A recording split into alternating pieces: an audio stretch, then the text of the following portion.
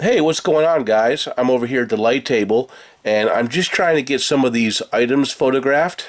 I've got this board game. It's called Masterpiece, the art auction game.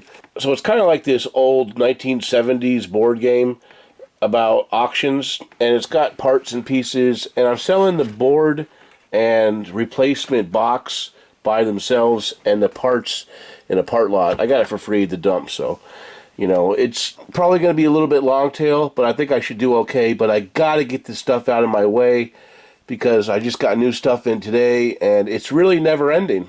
So if you're new to my channel, my name is Josh, and I do a lot of garage sailing when I can, and I go to thrift stores when I can, try to find things to sell. Lately, I've been finding most of my stuff at the local dump. I live in rural New Hampshire, and the options for sourcing merchandise is pretty limited. A lot of people have like Savers and Goodwill bins and places like that. We just have one Salvation Army, and there's a small thrift store in the Keene area, but I don't usually find very much from there.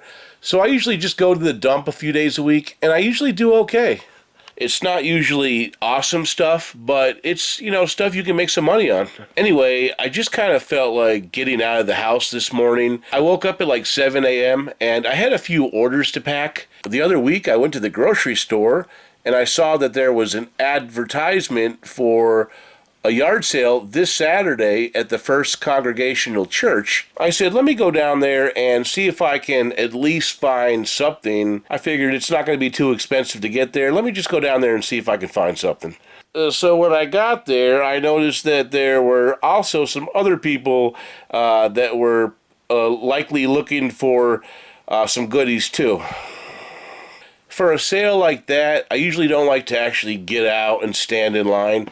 I'll just wait till they start letting people in, because chances are the type of stuff that I sell, usually I can go to a garage sale at the end of the day and still find a bunch of stuff. It's just, luckily, it's one of the few things that actually go right in my life. But anyway, I ended up going inside, and they were having like a little bake sale, and they had food and things. But when I walked in, all that I saw were like clothes, and mainly clothes. And I was like, ugh. I said, I'm here, so let's just see if we can find something. So I digged around for a little bit, and I found this nice little bag right here. It is made by a company called rainvermont.com. from Westfield, Vermont. So it is made in the USA, and it has, just a little like hand purse, I guess, like a little handbag or something. All of the pocketbooks were $3, and including these little handbags. I don't have a lot of experience selling handbags or anything like that, but I went ahead and looked it up. It just looked interesting, and it looked like they were selling for a little bit of money online, so I think there's a little bit of potential. I thought this was actually a really cool find. This is a pack of vintage bandanas, and it's made by a company called Elephant Brand. Now, it's just got some really cool graphics. These look like probably 60s or 70s pictures. You got the dad and son going hunting. People using this for golf, and just really cool graphics. Or if you're like, like a gangland type of guy, these would probably work good for you too. I mean, you got a good array of colors. So they just had an interesting look to them, and I looked them up, and it looked like somebody had sold like 3 used ones for like $25 plus shipping.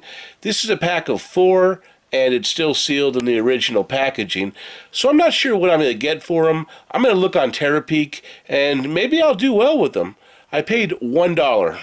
So, like I said earlier, I don't like to pick up a lot of clothing, but I figured while I'm there, I might as well see what they got.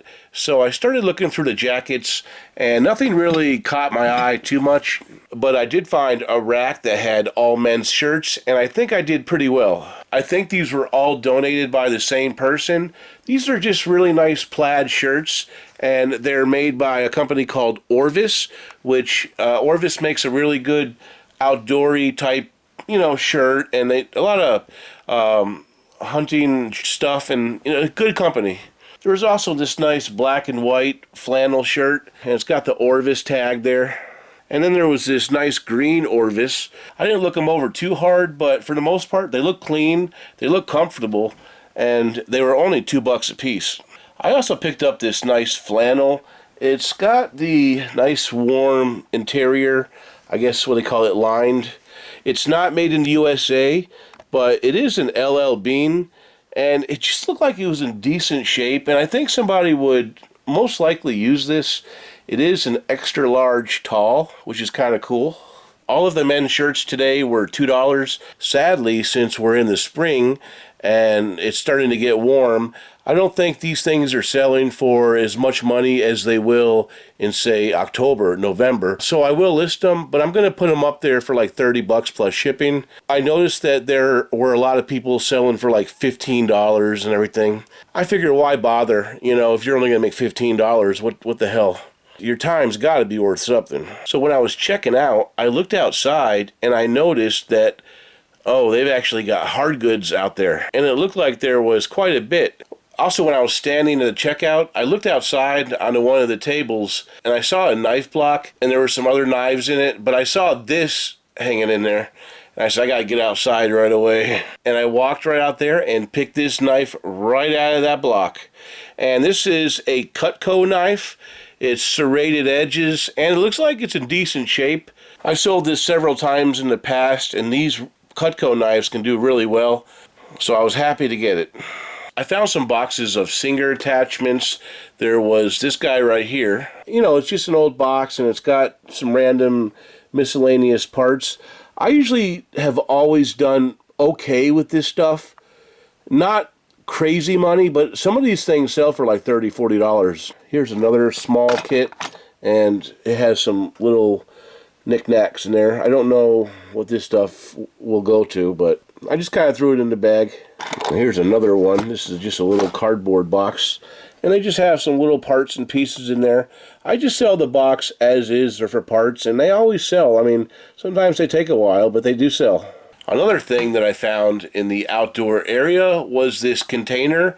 I talk about these containers from time to time when I find them. They're called Rubbermaid Serve and Saver, and they're known for the almond lids. These were very popular in the 80s and 90s. This is the 22 cup number 5, and I've sold these several times in the past. A good one like this can usually sell for about $25 plus shipping.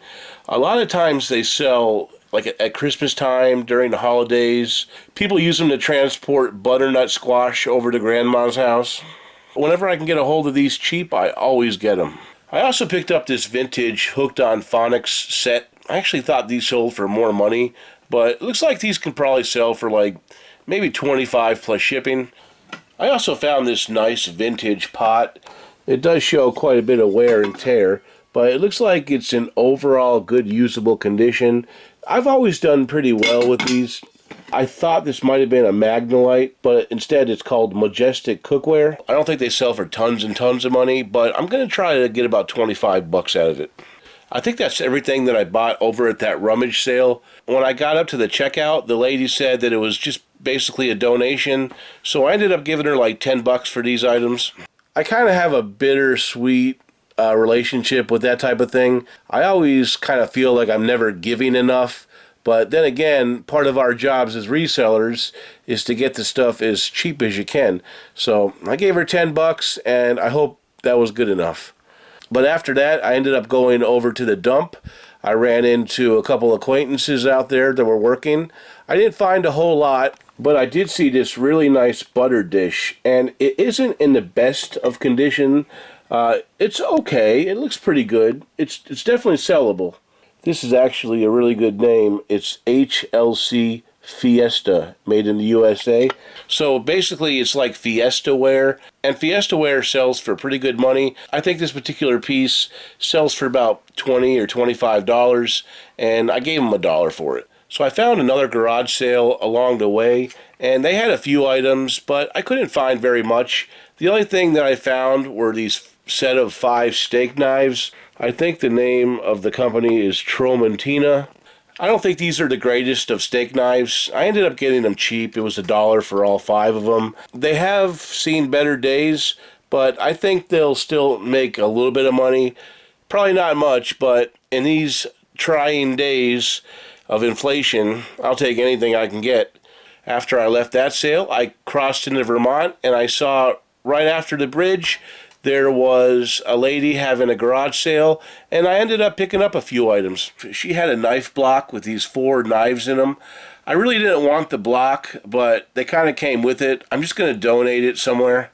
These particular knives are called Yorktowns. They look like they were decent quality.